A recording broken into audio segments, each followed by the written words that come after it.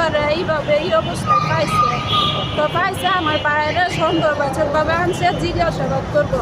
কারণ এইভাবে বুঝছে, তারপরে আমার কাছ থেকে শুনছে যা জানার আমি বলছি যে আমাদের মতো কোনো ঝামেলা ছিল না, সব কিছু বলছি। বলার পরে পুলিশে বলছে আমার আবার আমি আপনার সাথে বলি না, আমার রুমের মধ্যে নিয়ে আটকে রাখছে। আমার খালার আনলে জিগাইতে পারতাম না, আমার খালায় আমার সাথে আসলো, আমার আসলো রুমের ভিতরে একলা আটকাইতো। তো আমি ভয় পাই দিকে মেয়ে মানুষ, আমি বলছি যে আমি যাইতাম না। পুলিশে পরে কথা আপনার ভয় পাইলে আপনার খালারও দিতেছি। আমার খালার এসে রুমের ভিতরে তালা দিয়ে রাখছে নিয়ে, সকালে তালা দিয়ে রেখা আমার বাইরে সারাদিন ফিরেছে। ফিরে পরে আমার বাইরে কইছে তোর বাপ কেমন মরছে আইতাম বা দেখতাম না, তুই স্বীকার করবে যে তুই মারছস। আমার ভাইয়ের মায়ের খাওয়া কইছে আমি মারছি না, স্বীকার করে না।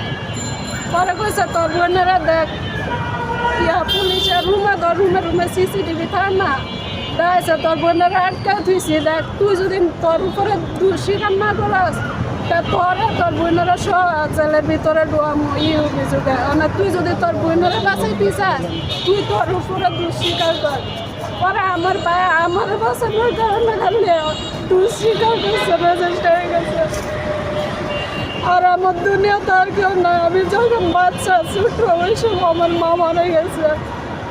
আমি অনেক কষ্ট করে একটা মেয়ে মানুষ বড় হয়েছি। আমার এই ভাই আমার বড় করছে, আমার ভাই। আর এই ভাইয়ের আজকে পুলিশে নিয়ে 8 মাস ধরে জেল খাটাইতেছে, এটার কোনো কিছু করে দেয় না। আমি আমার ভাইয়ের মুক্তি চাই।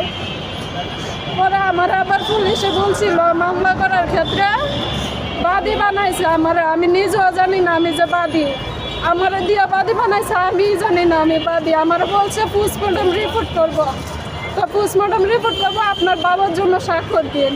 তো আমি ভাববো আমি স্বাক্ষর দিয়ে দিয়েছি। আমার তো ওই দিন মাথা ঠিক নাই, আমার বাবা মারা গেছে, ভাইয়ের দেখতে পারতেছি না, মাথা ঠিক নাই। তো আমার বলছে স্বাক্ষর দিতে, আমি আর কিছু না ফুইরা না জানি না আমি স্বাক্ষর দিয়ে দিয়েছি। পোস্টমর্টম রিপোর্ট পাইতো।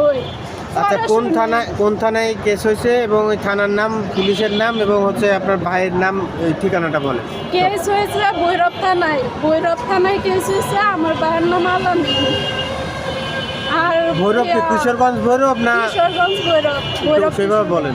ভৈরব কিশোরগঞ্জ ভৈরব থানায় মামলা হয়েছে। আর পুলিশের নাম শক্তিপ্রদ মিতা আইন নাম। আর হ্যাঁ করে আমি চিনি না আরো পুলিশ। আচ্ছা, এই পুলিশের কি স্বার্থ যে আপনার ভাইকে? পুলিশ আমার কাছে টাকা চাইছে যে তোমার এমন তো একটা দুর্ঘটনা করছে, তো এটা তুমি কিছু টাকা দাও, আমরা এটা মীমাংসা করে পারতাম না। তা আমি তো গরিব মানুষ, আমরা ভাড়া থাকি, আমরা নিজের বাড়ি করার নাই কিছু। কত টাকা চাইছিল? 1 লক্ষ টাকা চাইছে। আমি 1 লক্ষ টাকা কোথায় দেখা দেবো? আমি দিতে পারি না দেখে আমার বাইরে জেলে বসছে নিয়ে। আমি এখন আসছি এখানে ঢাকা শহরে, আমি ফটো হয়েছি। আমি তারেক রহমান শহরের সাথে দেখা করতে আসছি যাতে আমি অনেক সাহায্য করে আমার বাইরে মুক্তি দেয়।